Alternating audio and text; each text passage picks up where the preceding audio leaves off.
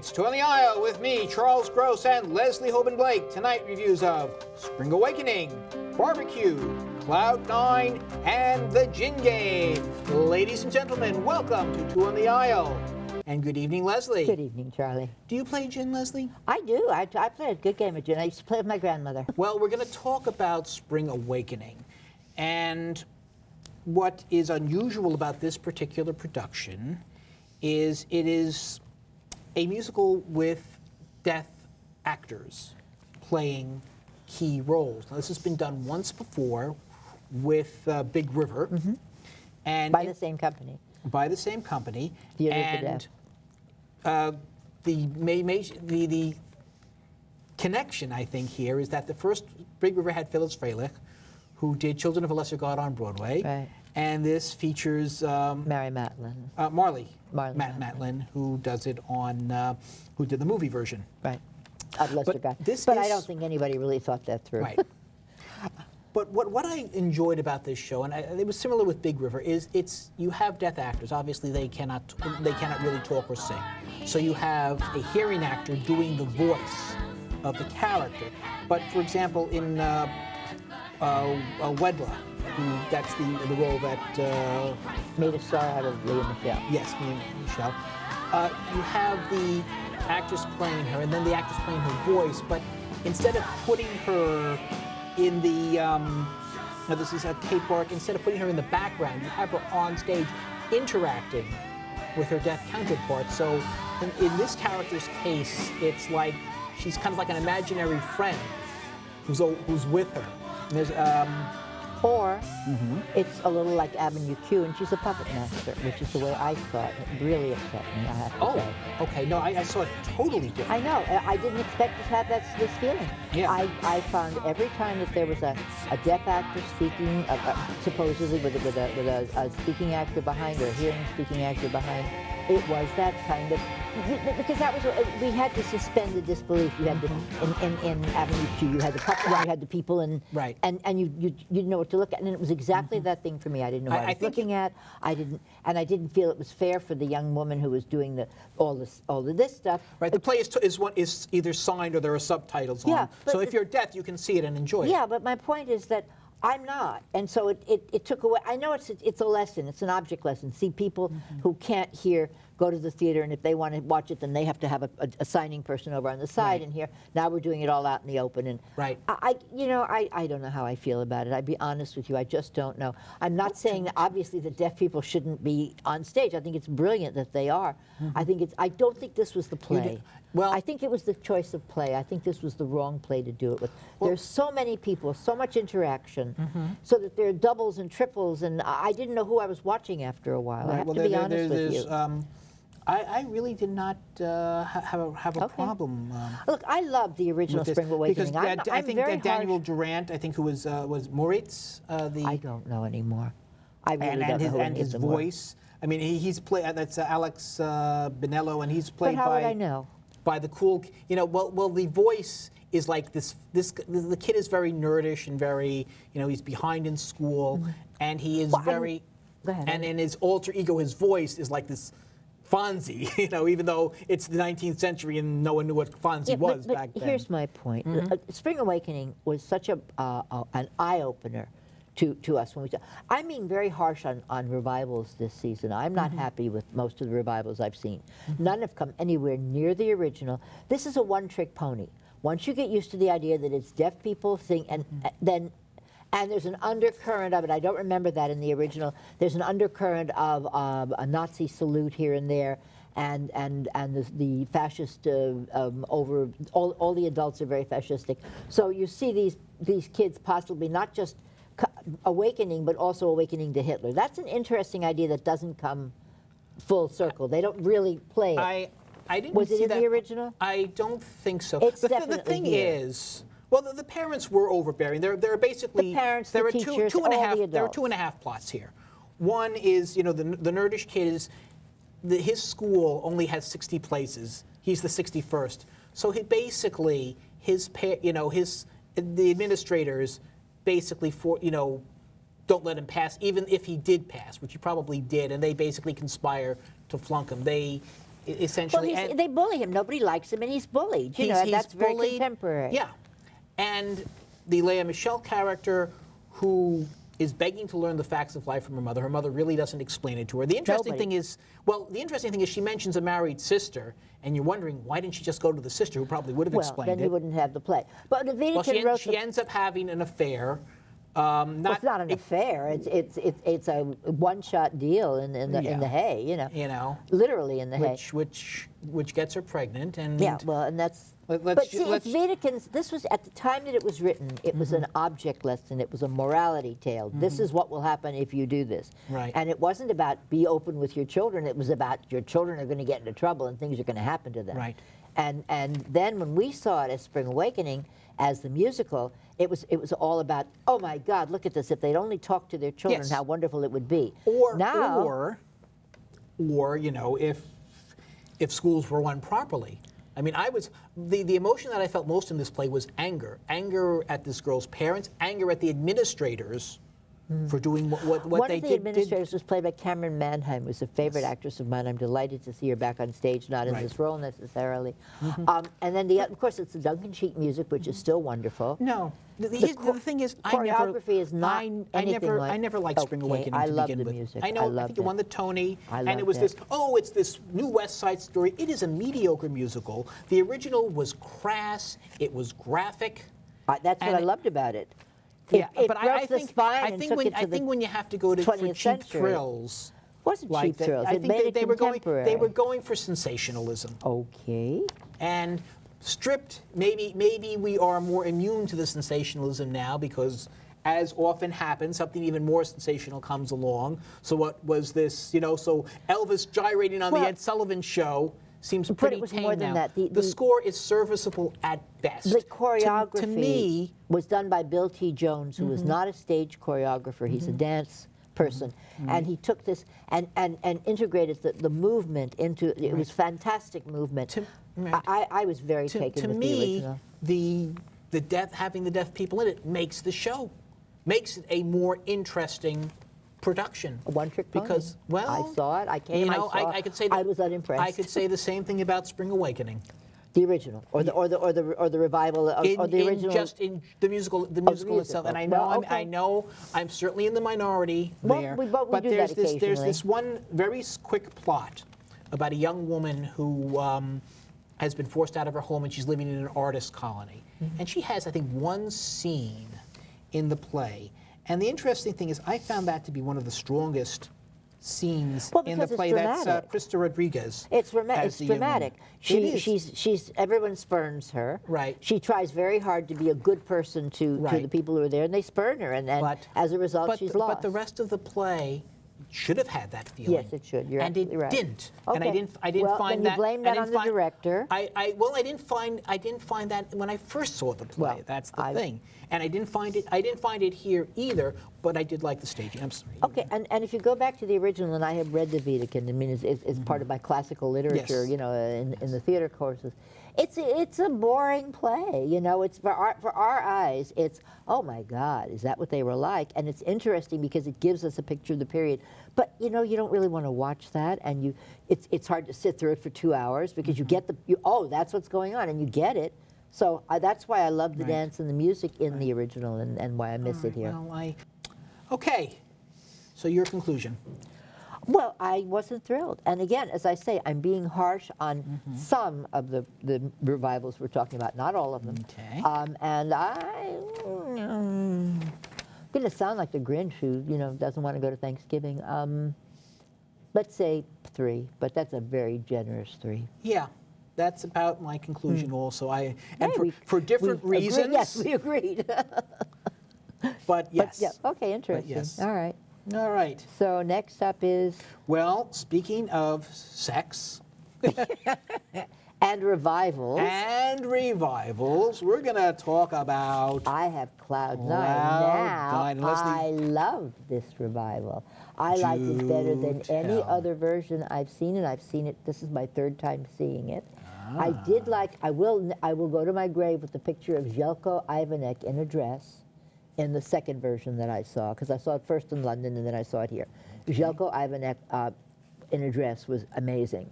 And the idea In here which is role? as Betsy. He was Betty. He was the original girl, and then anyway. But he wasn't the mother in the second part.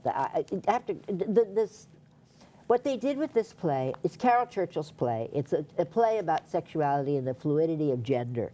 It was written at a time when 1979, nobody was really talking about gender in the way that we are today. Right. You may or may not have had a Caitlyn Jenner, but you didn't see a television show about her, and she wasn't on 45 different stations at the same time. Well, and neither covers of was anything magazines. like the Kardashians. Well, no, I'm not talking about that. I'm talking about the transgender people, because this is all about gender and its fluidity. That's what the play is about. And so in order to make that happen, you have stock characters. You have very feminine, very masculine people played by people who are not those people, who have other things going on. The extremely male hunter is homosexual.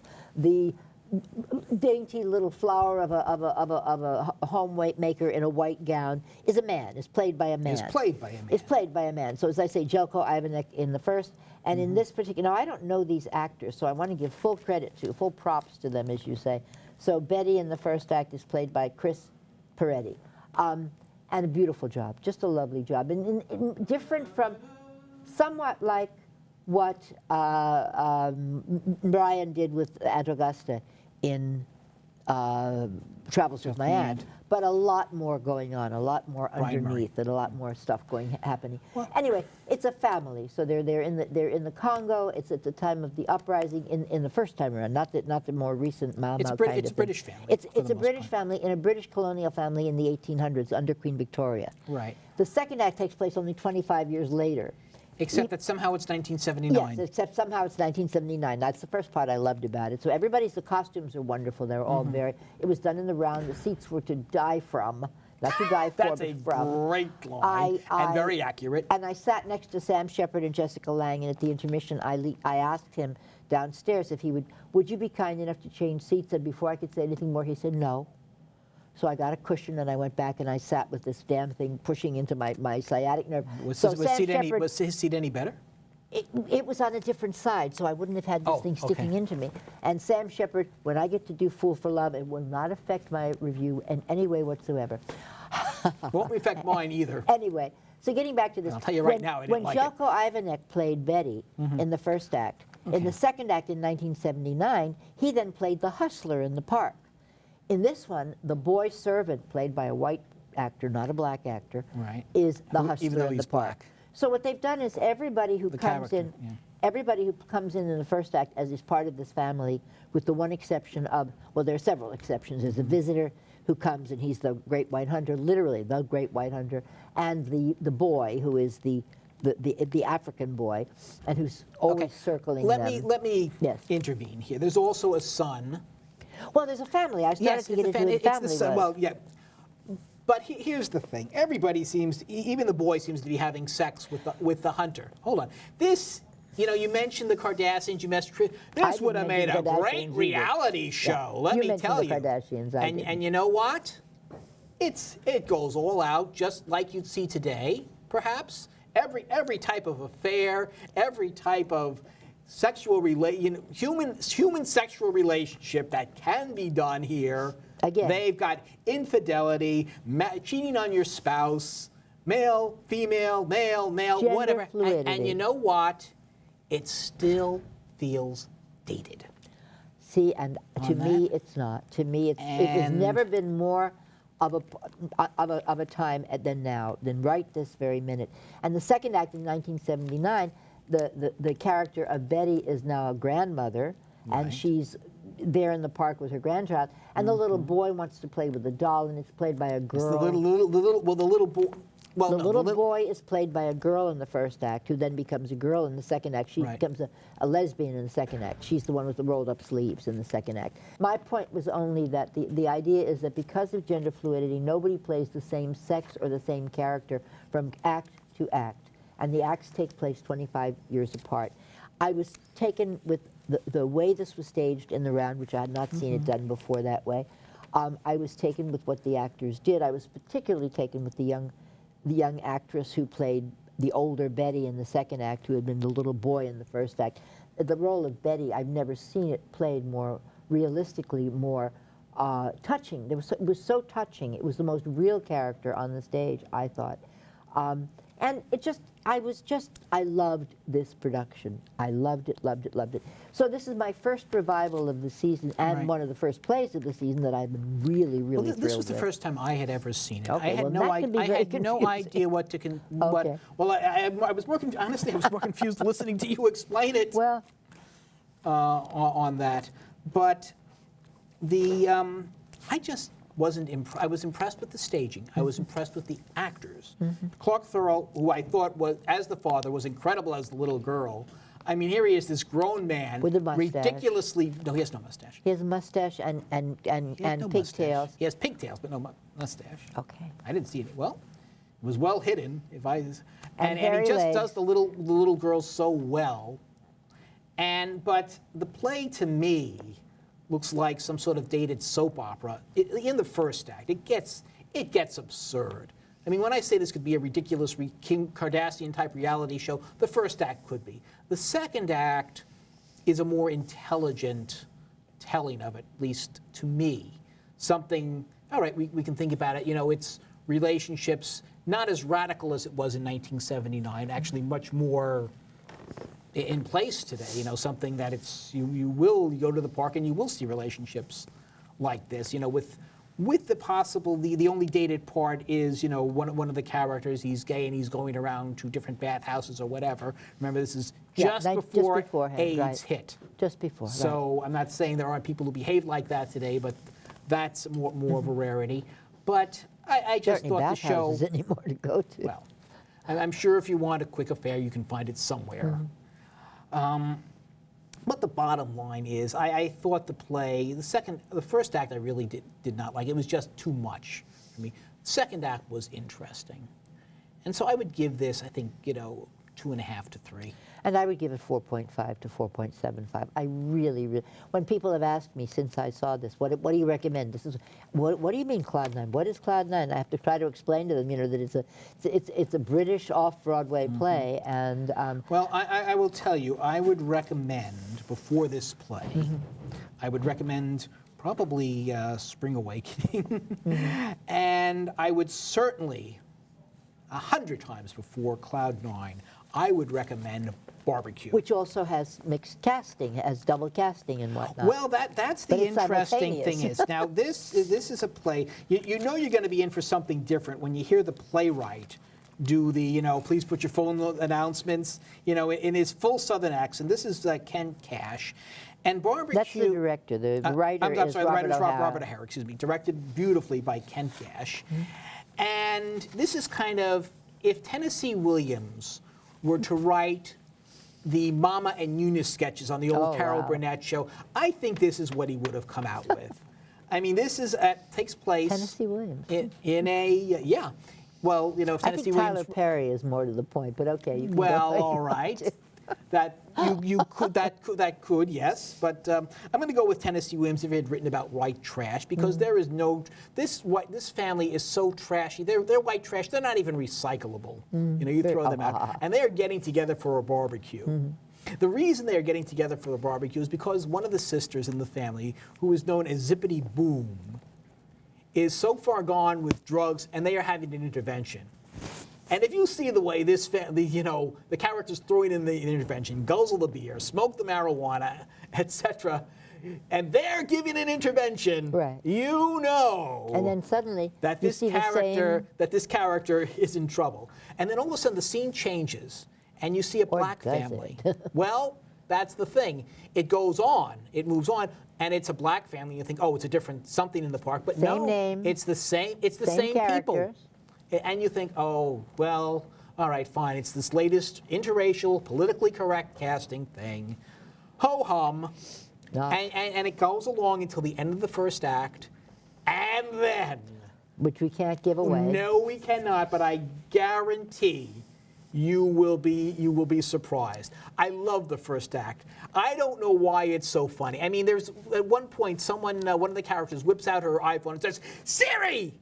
and the whole audience cracks up. But it's because your expectations are constantly being upended, and this is what Robert O'Hara is best known for. He did Booty Candy last year at Playwrights, and another play that upended your expectations of the black family, and then again of the white family.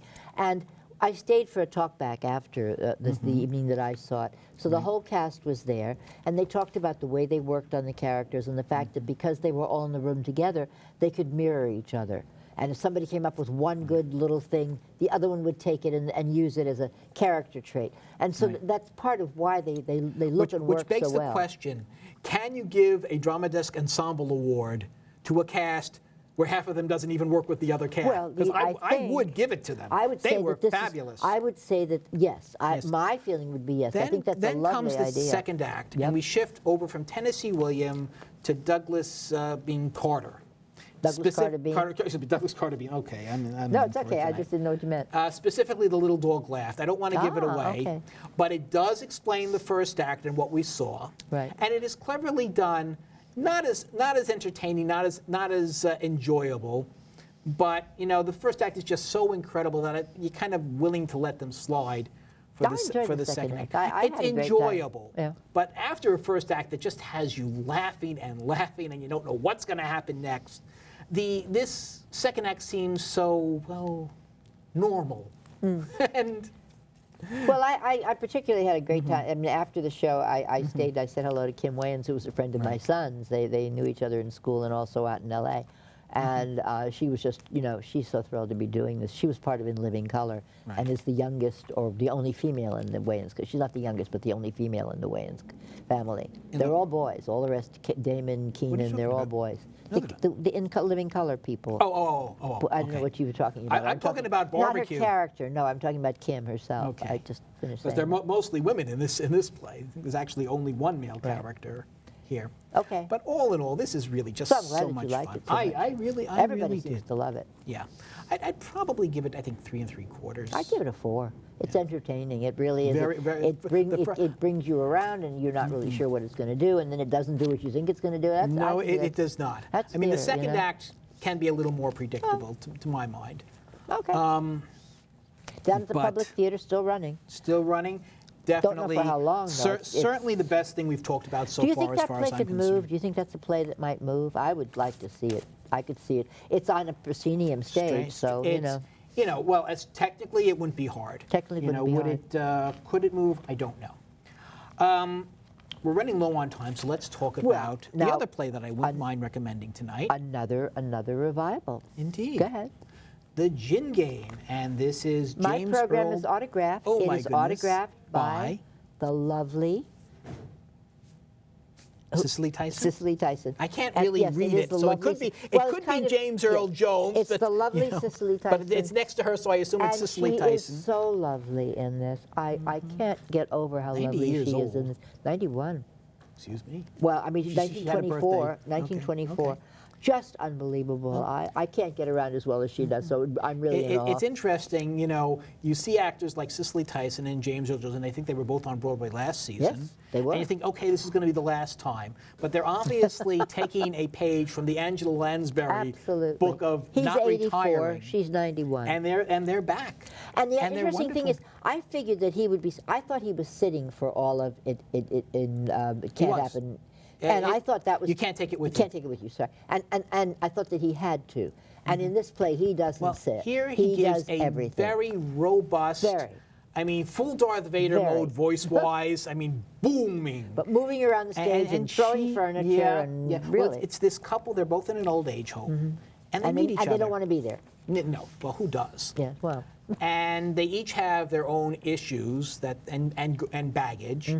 And he likes gin. He teaches her to play. She keeps beating him, and he's a sore loser. And that's basically the gist of the play. Right. And he can get very violent. And she has her quirks, too. When you first see her, she's crying, and the woman's 91, and you think she looks like a 5-year-old who's been abandoned in a playground. and they play off each other very nicely. They are such a lovely couple. I mean, if they were just, somebody said if they were just reading the phone book, he would go to see them, and he said this isn't that much better than the phone book. Well, it's the Gin Game is not a great play. No, it never was. It's a great vehicle. I mean, if you compare it, say, to Love Letters, which is a I'm great. not thrilled with that Well, either, I think that's a great play. A lot more to it, though. And a great vehicle. This is a great vehicle, but fortunately, you have two incredibly wonderful actors who do a beautiful job with it. Beautiful. The interesting thing is, I want to get your opinion on the last, during the play, he gets very violent and he scares her. And then the last scene, he's kicking the door in and he's overturning it, and she's kind of standing there with a smile on her face. At least that's what it looked like to me, like she's, okay, I know how to handle you now. I know how to deal with this. That was your interpretation. I thought she was frightened. Right. I thought she wasn't sure what to do, but that's okay. I mean, we didn't see it on the same night. During other scenes, absolutely. Yeah. And you wonder, God, she's in an abusive relationship, practically. Yeah. But they did bring levels of things like that. When I saw it, I had the tape at home from, I guess it was Channel 13, when Hugh Cronin and Jessica Tandy did it, and they played so differently off each other. There's a lovely quality here that was not in, and it's not in the text. It's what they bring to it. Yes. And I mean, it's a little two-handed. It's been playing all around the country. Wherever you get two actors who are older, that's what they do. But I want to tell you how I got this autograph. Okay. I did not go backstage. I don't do that. I didn't stand outside. I don't do that. I was sitting in my seat, minding my own business, holding my cane. And the usher came up and whispered in my ear, "Excuse me, Miss Tyson would like you to have this." And I went, "What? Why?" What?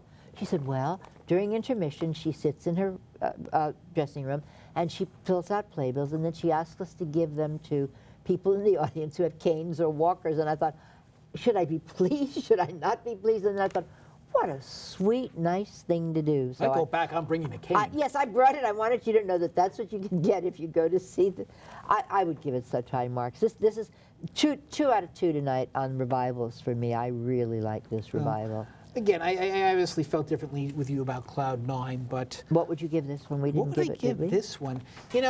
2 incredible performances, but a so-so play. Yeah. So well, I would say... But the overall experience then becomes... Overall experience, I think 3.5, 3 3/4. I'd go 3.75. Yeah. I'd push it to 4. I think that's 3 3/4. If it was a really bad week and nothing else was happening, you do come away feeling good. And they dance. We don't have B-roll on this. They didn't give us any, but they dance. I hope someone gets this on film or tape. The moment when they dance, I wanted to dance with them. They were so lovely. Yes, they were, and that is what makes the show. I guarantee you will not see a better production of Gin Game. No, I bet you not. And if you do, well, you'll be as old as they are. Yes. But when that production comes, you will see Leslie and me hobbling along. Us two. On the aisle.